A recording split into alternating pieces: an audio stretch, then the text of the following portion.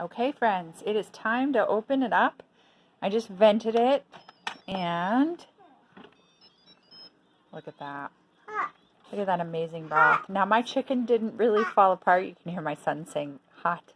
Didn't fall apart as much as I wanted to, but you can see that it did cook down, and you've got the water seeped into the chicken so that the bones could cook and release all of their delicious, delicious nutrients to help us get well.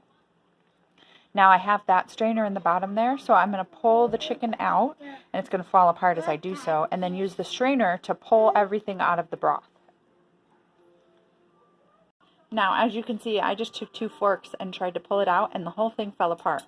So I got myself a little bowl here, and I'm going to take all of this delicious chicken that's just sitting here and get it into a bowl so I can add it back to the broth after I get all of the bones out. So I'm going to start with that, get all the chicken out first, and then I'm going to pull up the strainer.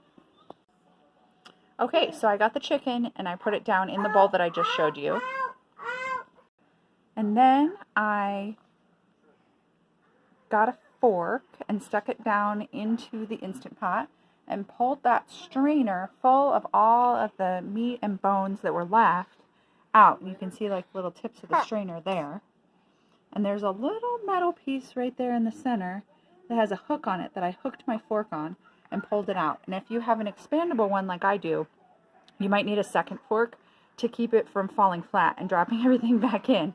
But now I've gotten the bones and everything out without having to just sit there and fish them all out all day, or having to take my whole pot out and then strain it into another bowl and then pour it back in. Kind of an amazing way to do it.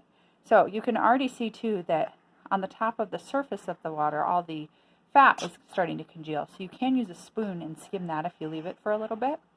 But what I'm going to do next is I'm going to add some garlic and onions and carrots. And I would do probably 2 to 3 times that in carrots. But my little helper, my little 18-month-old here, was eating carrots the whole time I was cutting them up. So that's all we have left. So that's going to go into the Instant Pot. And it's going to cook for 2 to 3 minutes. Now this is where you have a choice. You can pressure cook the onions and the garlic and the carrots for probably about 2 minutes. If you have a little extra time though, what you could do is just throw them in and hit the saute button and bring it to a boil and just let it gently boil for 5 minutes. And then what I do is add the chicken back in. My little sick guy here coughing. And then I add 5 cheese tortellini and frozen chopped spinach. And I add that right on into the pot, and I hit the saute button and cook it for the amount of time that the instructions on the package state, which in this case says 4 minutes.